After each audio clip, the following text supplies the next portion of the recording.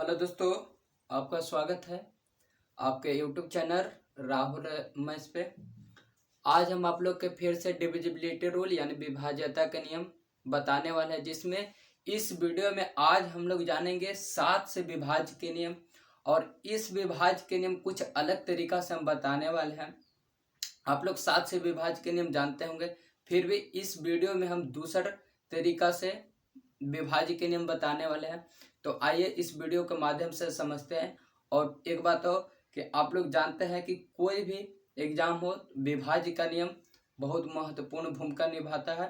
तो आप लोग के विभाज्य के नियम जानना बहुत जरूरी है। तो आइए इस वीडियो के माध्यम से 7 के विभाज्य के नियम हम लोग जानेंगे। देखिए लिखल है बोर्ड पर, अंतिम अंक को, देखिए 7 से विभाज्य के नियम है, अंतिम अंक को 2 से गुना करके रिमाइनिंग पार्ट से हटा देते हैं। यदि घटा देते हैं। घटाने के बाद संख्या 7 से विभाज्य हो तो वह संख्या 7 से पूर्णतः विभाज्य होगा। अब देखिए एक बार यह हम फिर से रिपीट करते हैं। यदि 7 से विभाज्य के नियम, अंतिम अंक को 2 से गुना करके रिमाइनिंग पार्ट से घटा देते हैं। यदि घटाने के बाद संख्या 7 से विभाज्य हो, वह संख्या 7 से पूर्णतः विभाज्य होगा। अब देखिए बिना एग्जाम्पल के आप लोग समझिएगा नहीं, तो इसलिए एग्जाम्पल लेते हैं। एग्जाम्पल के माध्यम से समझिए। लिखल है 243। अब हमसे कोई पूछ रहा है कि 243 7 से विभाज्य है या नहीं। तो 243 7 से विभाज्य है या नहीं, इसको हम परिभाषा के माध्यम से समझेंगे। अंतिम अंक को 2 से गुना करके, अंतिम अंक में 2 से गुना करके रिमाइनिंग पार्ट से घटा देते हैं। मतलब रिमाइनिंग पार्ट का मतलब होता है बचा हुआ। रिमाइनिंग पार्ट का मतलब क्या होता है? बचा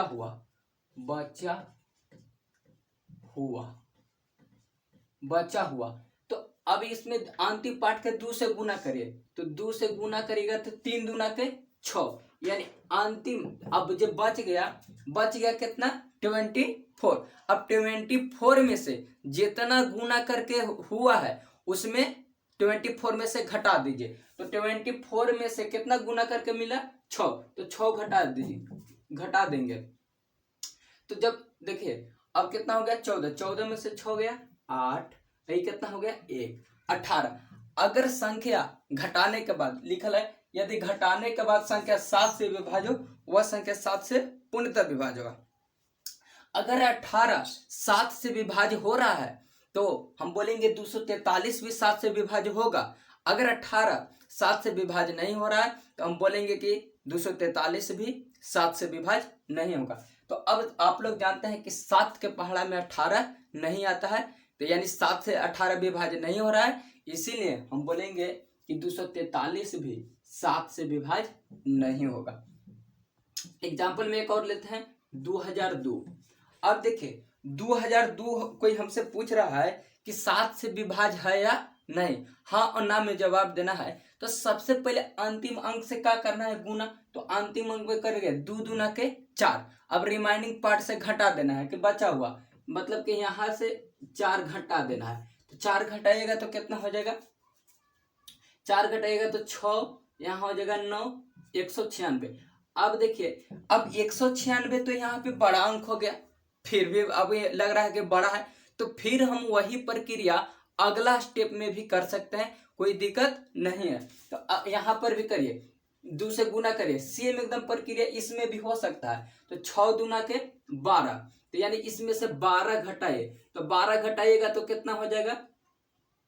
12 घटाइएगा तो कितना हो जाएगा? 7। अब देखिए 7 हो गया छोटा अंक में आ गया।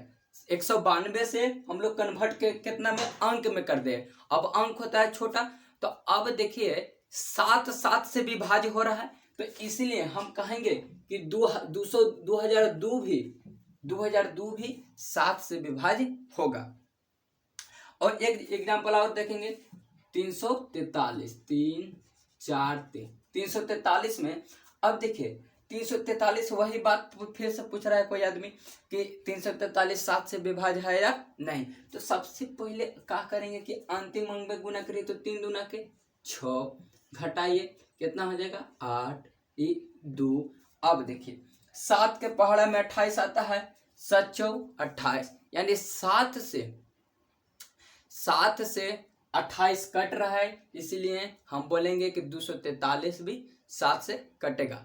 और एक बात और, ऐसे 7 से विभाज्य के नियम एक और बोलते हैं कि कोई भी संख्या को लगातार 6 बार लिखने से वह संख्या 7 से विभाज्य हो तो वह संख्या 7 से पूर्णतः विभाज्य होगा। मतलब कि ऐसे भी लिख सकते हैं 6 6 6 6 6 2 2 4 और 2 6।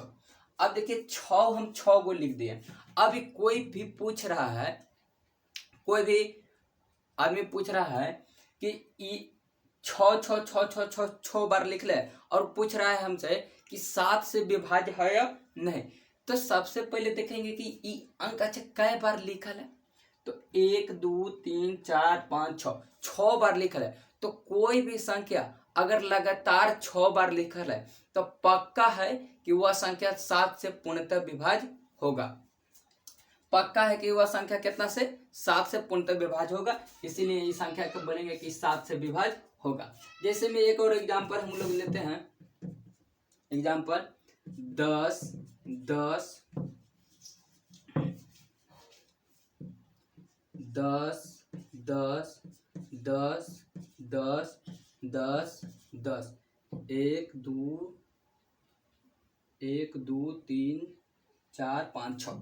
अब 10 10 हम लोग लगातार कितना बार लिखे हैं 6 बार। अब हमसे कोई पूछ रहा है कि यह 10 10 अगर हम 6 बार लिखते हैं लगातार तो यह संख्या 7 से विभाज्य होगा या नहीं, तो हम लोग बोलेंगे कि अगर 6 बार लिखल है तो वह संख्या 7 से विभाज्य होगा, अन्यथा 6 बार से कम लिखा रहेगा।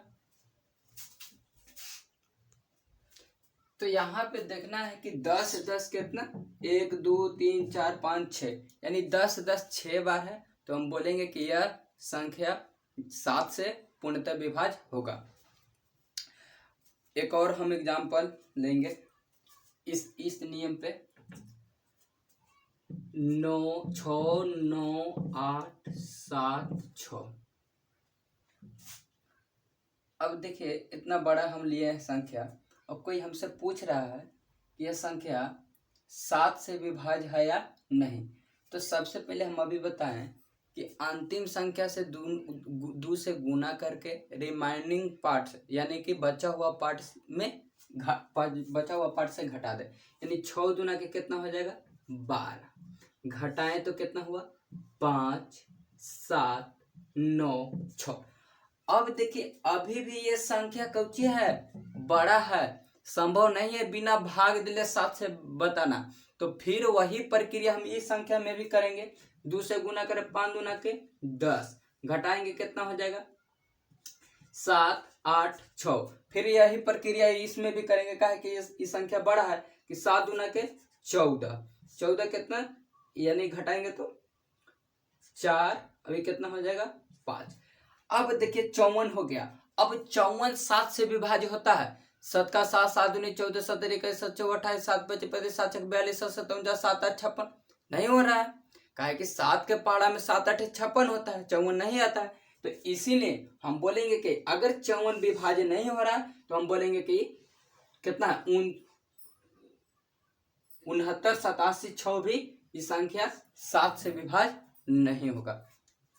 तो आज का वीडियो यहीं तक रहेगा, अगला में हम बताएंगे इससे और बेहतर तरीका, जो 3 7 17 37 से विभाज्य के नियम हम लोग जानेंगे। और अगर वीडियो अच्छा लगे तो शेयर जरूर कीजिए और कमेंट के माध्यम से जरूर बताइए कि वीडियो कैसा है, और कुछ कमी है तो जरूर बताइए। जय हिंद जय भारत।